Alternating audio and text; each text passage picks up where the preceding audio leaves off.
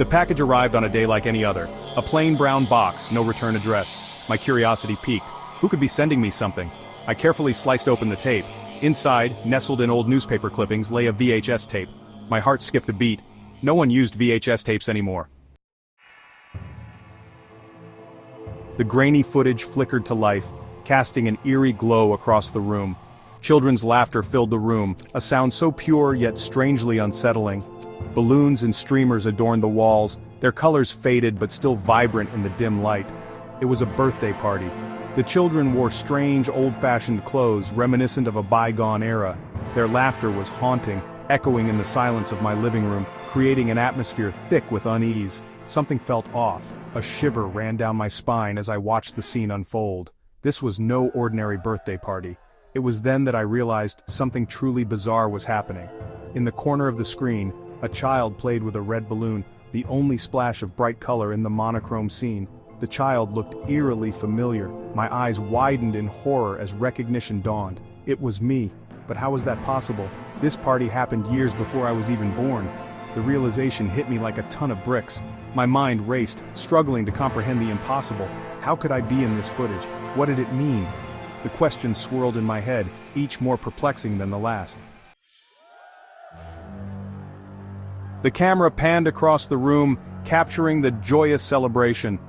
Laughter echoed, and the clinking of glasses filled the air. The room was alive with vibrant energy. Everyone seemed to be having the time of their lives. Then, it stopped, focusing on a figure standing at the edge of the crowd. The figure seemed out of place, almost as if he didn't belong there. He was lurking in the shadows, watching the festivities from a distance. My breath caught in my throat. I knew that face. It was a face I had seen before, but not in real life.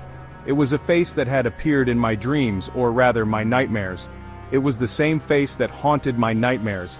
The face of a man I had never met but felt an unexplainable connection to. His presence in my dreams was always accompanied by a sense of dread and unease.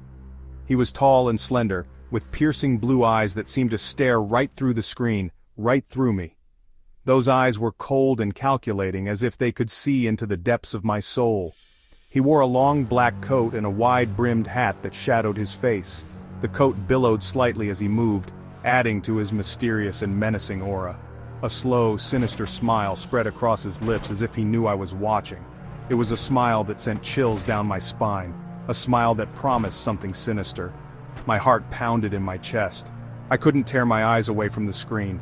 It was as if I was drawn to him, unable to look away despite the fear that gripped me. Who was he? And why was he at this party? These questions swirled in my mind, adding to the growing sense of unease. I had to find out more about this mysterious figure and why he seemed so familiar. Suddenly the tape ejected, plunging the room into darkness. Silence enveloped the space and a cold sweat clung to my skin, making me shiver uncontrollably. The air felt thick, almost suffocating, as if the room itself was closing in on me. Then, a whisper, barely audible, sent chills down my spine. "Happy birthday." The words seemed to echo, bouncing off the walls, growing louder and more menacing with each repetition.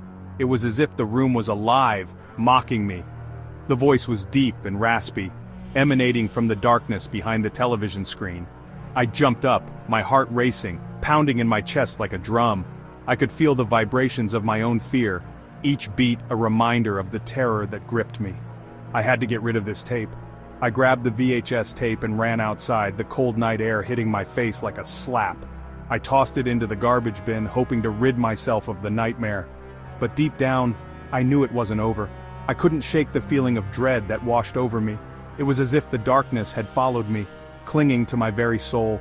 Every shadow seemed to move, every sound amplified in the silence of the night. Returning to my room, I noticed a small folded note on my bed. It hadn't been there before. My hands trembled as I reached for it, the paper feeling like ice against my skin. My blood ran cold. The note read, "You can't get rid of me that easily." The words seemed to pulse with a life of their own, each letter a dagger to my heart. The words were scrawled in a chillingly familiar handwriting. It was the same handwriting from my nightmares, the same script that had haunted my dreams for years, the handwriting from my nightmares. I was trapped. The walls seemed to close in, the room growing smaller and smaller, suffocating me with its oppressive presence. There was no escape.